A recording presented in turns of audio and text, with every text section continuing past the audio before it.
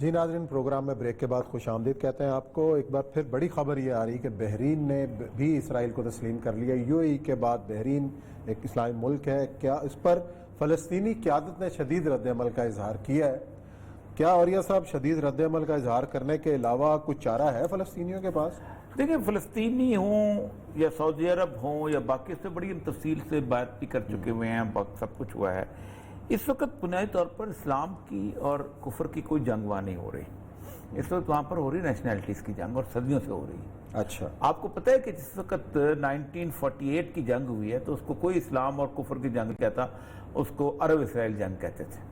اور عرب اسرائیل جنگ بھی اس لیے کہتے تھے کہ عربوں نے کہا تھا کہ یہ ہمارا ایک یہاں پر رہنا ہے، ہمارا ہوم لینڈ ہے جس پہ قبضہ کیا ہوا ہے، اور عرب ہی اس کے اندر گئے تھے، عربوں کے علاوہ کوئی اور ملک نہیں گیا تھا۔ بالکل صحیح بات۔ ٹھیک، نہ انڈونیشیا گیا تھا، نہ ملائیشیا گیا تھا، نہ قبلہ پاکستان نے پیسے ویسے دیے تھے، وہ میں ایک بات کر چکا ہوں بہت تفصیل سے، لیکن اس کے علاوہ کچھ نہیں ہوا تھا۔ مسلمانوں کی کوئی جنگ نہیں۔ 1967 کے اندر بھی عرب لڑے تھے، ٹھیک ہے، نہ ایران لڑا تھا، نہ پاکستان لڑا تھا، نہ کوئی اور لڑا تھا۔ ٹھیک، اس کے بعد جو 73 کی ہوئی ہے اس میں اکیلا مصر لڑا تھا، اور مصر نے اپنا علاقہ واپس لیا تھا، بارلے لائن، کوئی اور نہیں لڑا تھا۔ سرحدی جنگ ہے، اس کو تم جب وہ جنگ وہ والی کرتے ہیں تو پھر اس کو کفر اسلام کا مسئلہ کیوں بناتے ہیں؟ اب وہ انہوں نے گزشتہ تقریباً 8-10 سالوں سے ایک بڑی عجیب و غریب قسم کی وہاں پر عرب اور عجم کی لڑائی شروع، میں تو عرب عجم کہتا ہوں کیونکہ لوگ اس کو بے شک جو مرضی کہیں، یہ شیعہ سنی لڑائی ہے، سب کچھ ہے، وہ عرب عجم کی لڑائی ہے، وہاں پرانا چلا آ رہا ہے وہ سارا کچھ۔ بحرین اس کا سب سے بڑا ٹارگٹ تھا۔ یہ جو راستے ہیں نا، سیاستیں ہیں نا، بحرین ہو گیا، قطر ہو گیا، مسقط عمان ہو گیا، اس کے بعد یمن کا عدن کا علاقہ، یہ بنیادی طور پر ایران کا حصہ ہوا کرتی تھی جب فارس اعظم ہوتا تھا، اور وہ یہاں ان کا ایک گورنر بڑا مشہور نام ہے اسلام کے اندر آتا ہے، اس کو انہوں نے مقرر کیا ہوتا تھا۔ اسی لیے جب حضرت عمر رضی اللہ تعالیٰ عنہ کے زمانے میں وہ فوجیں پہنچی ہیں تو اس نے سگرت نے کہا کہ تمہارے دماغ میں کیا خناس آ گیا عربو، ہم تو اپنے گورنر کو کہتے تھے تمہارا دماغ سیدھا کر دیا کرتے تھے، تب تمہیں کیا ہوگے؟ تو وہ ایک اس کا بحرین میں شیعہ پاپولیشن آپ کو پتہ ہے، اکثریت ان کی ہے اور سنی حکمران ہے۔ وہی کیفیت ہے جو شام میں ہے، شام میں سنی پاپولیشن ہے، شیعہ بلکہ وہ ہے الوی شیعہ حکمران ہے۔ تو وہاں پر انہوں نے ایک جیسے شام میں جنگ ہے کہ اکثریت کے اوپر اقلیت حکمران ہے، ویسے بحرین میں جنگ ہے، تو یہ ایسی کیفیت پیدا ہوگی۔ لیکن میں یہاں پر آج ایک بالکل نئے اینگل سے گفتگو کرنا چاہتا ہوں۔ بہت عرصہ پہلے میں نے ایک مضمون لکھا تھا 4 بلڈ مون تھیوری۔ میں دیکھیں، جب آپ سمجھتے ہیں رسول اکرم صلی اللہ علیہ وسلم نے کیا کہا اس کی پیشگوئی کی، تو آپ دوسرے مذہب والوں کو بھی یہ کیا، کیونکہ یہودیوں کے لیے یہ مذہب اسلام یہودیت کی جنگ ہے، یہودیوں کے لیے وطنیت کی جنگ نہیں ہے، زمین کی جنگ نہیں ہے۔ ان کے ہاں وہ اپنے تمام تر اپنے وطن سب کچھ چھوڑ چھاڑ کے یہاں پہنچے ہیں۔ یہودی کہتے ہیں کہ جب یوم کپور اور ان کا جو ایک اور پاسوور ڈے جو ہوتا ہے، اس کے دوران اگر 4 دفعہ سورج گرہن لگے تو اس کو کہتے ہیں 4 بلڈ مون۔ ٹھیک ہے، وہ کہتے ہیں 4 بلڈ مون جب ہوتا ہے تو ہمارے ہوتا ہے ٹریجڈی اینڈ دین ٹرائمف، ایک بہت بڑی ہماری شامت آتی ہے، لیکن اس شامت کے اندر سے ہمیں اللہ جو ہے وہ فتح حاصل کرتا ہے۔ اس کی مثال وہ دیتے ہیں کہ 1492 میں اسپین میں ہماری بڑی شامت آئی تھی۔ ایزابیلا فرڈینڈ نے جب اقتدار حاصل کیا تو انہوں نے حشر کر دیا، کچھ باقی ایران آ گئے، کچھ کو عیسائی بنا دیا جائے، لیکن وہ کہتے ہیں 1490 جس سال یہ ہوا اسی سال کولمبس نے امریکہ دریافت کر لیا، اور جب کولمبس نے امریکہ دریافت کر لیا تو ہماری لینڈ آف اپارچونٹی تھی، ہم نے اس امریکہ میں پہنچ کے ہم نے پوری دنیا پہ قبضہ کر لیا۔ اسی طرح وہ 67 کی جو وار جیتی ہے اس کے پیچھے بھی 4 بلڈ مون تھیوری تھی۔ یہ 4 بلڈ مون ان کے پچھلے سال آئے تھے، اور اس کے اوپر میں نے باقاعدہ لکھا بھی تھا کہ ان کو یہ کہتے، وہ کہتے یہ ہیں کہ ہماری ٹریجڈی میں ہونے والی ہے۔ اب یہ بحرین ہو رہا ہے، اب میں ان کی پیشگوئی کے ساتھ بات کرتا ہوں، یہ بحرین جو ہو رہا ہے یہ اب ایک جنگ کا ایک شاخسانہ ہے، اور مجھے لگتا ہے ان کی کیلکولیشن یہ کہتی ہے، ان کے ربائز کی کیلکولیشن کہتی ہے، اور یہ ربائی جو کیلکولیشن ایسے نہیں کرتے، اور غلط اس لیے بھی نہیں کہتا ہوں کہ رسول اکرم صلی اللہ علیہ وسلم نے آپ صلی اللہ علیہ وسلم کے پاس ایک دفعہ یہودیوں کا سردار حی ابن اخطب آیا اور آپ سے پوچھا آپ سے کہ مجھے آپ بتائیں کہ آپ کی امت کی عمر کتنی ہے، تو آپ نے فرمایا الف لام میم، وہ اپنے اس نے ابجد میں گنا، اس نے کہا یہ تو بڑی کم ہے. آپ نے کہا الف لام را، اس نے پھر گنا، پھر آپ نے کہا فا یا عین صاد، آپ نے وہ تمام حروف مقطعات جو ہیں وہ گن کے اس کے سامنے رکھتے ہیں. وہ باہر جا کے کیلکولیٹ کرنے لگا. اس وقت سے وہ آج تک کیلکولیٹ کر رہے ہیں کہ کتنے، اس کے حساب سے بھی ان کے نزدیک مارکا بہت نزدیک ہے، کیونکہ وہ سمجھتے ہیں کہ یہ 1500 سال کے قریب ان کا سارا کا سارا بنتا ہے اور مارکا آ رہا ہے. اسی لیے وہ 1900 جو تھا 1919 میں وہ پہلا ایلیا جو تھا وہ قافلہ آیا تھا، اور انہوں نے بحر تبریہ جسے سی ایف گیلیلی کہتے ہیں کراس کر کے آئے تھے. اب ٹائم نیڑے ہے، اب نزدیک ہے. اب اگر یہودی باہر رہ گیا تو یہودی مار کھا جائے گا، اور یہودی جو ہے اس کو آخرت میں بخشش نہیں ہوگی. اور وہ کہتے یہ ہیں کہ اب یہ جو جنگ ہونی ہے عربوں کی، اس میں ایران آ جائے یا کوئی آ جائے، اس میں ہمیں کوٹ پڑنی ہے بڑی ٹھیک ٹھاک. اچھا. اور ان کا اندازہ ہے کہ فروری مارچ کے درمیان یہ کوٹ شروع ہو جائے گی. اور دوسرا وہ سمجھتے یہ ہیں کہ امریکہ جو ہے اپنے زوال کی طرف سفر کر رہے ہیں. امریکہ کے بارے میں سمجھتے ہیں کہ ٹرمپ جو ہے یہ اس نومبر کے مہینے میں بہت بڑی بلڈ شیڈ ہے امریکہ کے اندر جو ہونے والی ہے.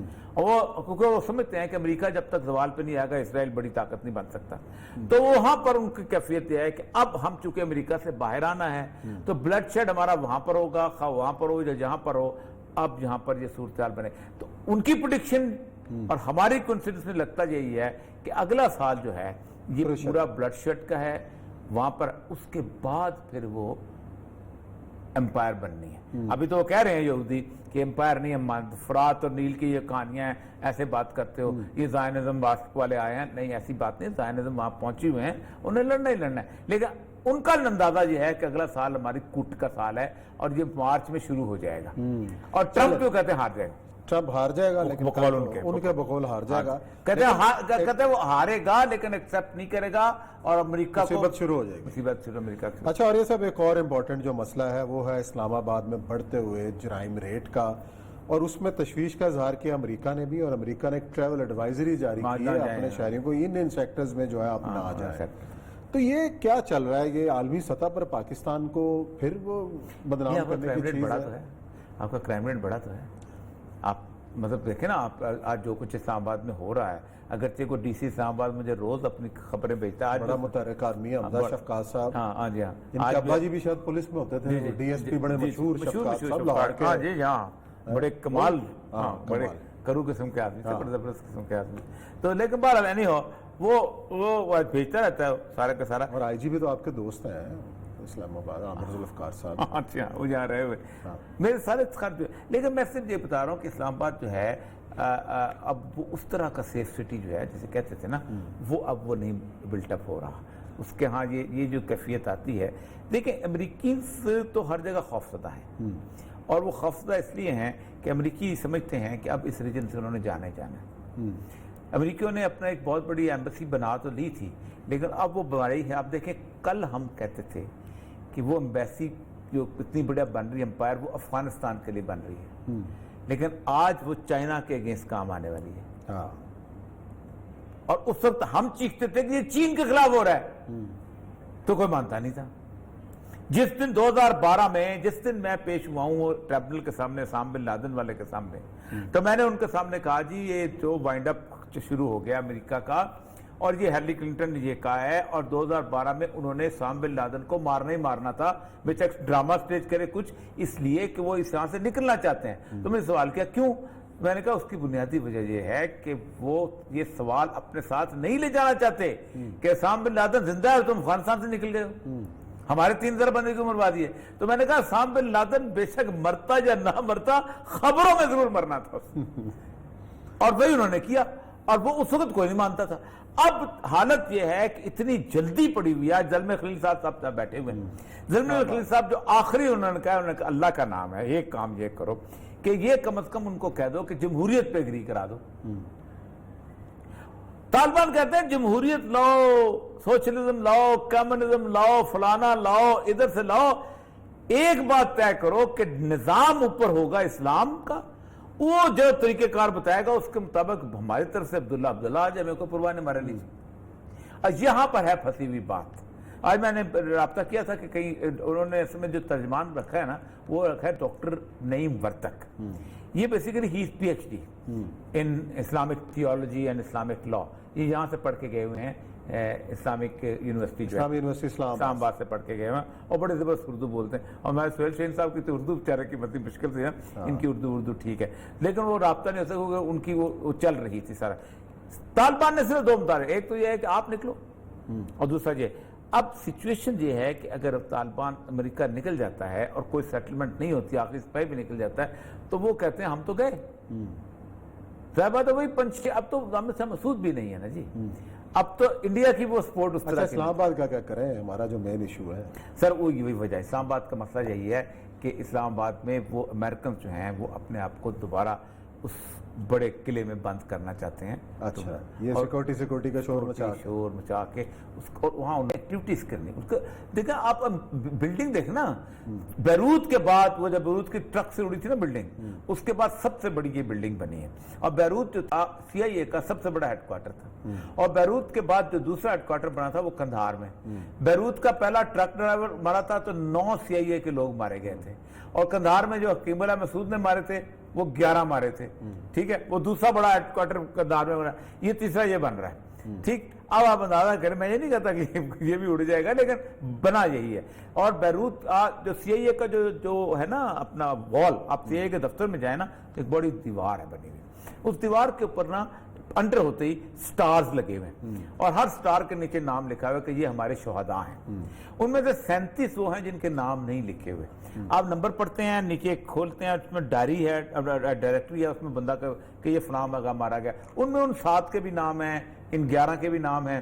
لیکن کچھ جگہ مطلب فار ایگزامپل ایک پاکستان میں کوئی مارا گیا ان کا, اور وہ ان کا نام ظاہر نہیں کرنا چاہتے کیونکہ وہ بہت بڑا آدمی تھا, اور اس کی وجہ سے اس کی سیاست جو اس کی پارٹی خراب ہو جائے تو اس کی وجہ سے اس کا انہوں نے نام جو ہے وہ اس ملکوں کے نام لکھے ہوئے ہیں لیکن بندے کا نام نہیں ظاہر. 37 بندوں کا مرنے کے بعد بھی کوئی نام نہیں ظاہر کیا گیا. تو یہ جو ایک ہیڈ کوارٹر امریکہ کا بنا ہوا ہے, اور امریکہ کی ساری ایکٹیویٹی آپ دیکھیں یہیں سے مانیٹر ہو رہی ہے. انڈیا سے نہیں مانیٹر ہو رہی, یہاں سے مانیٹر ہو رہی ہے. دوسری مانیٹر ہو رہی ہے ان کی فلپین سے.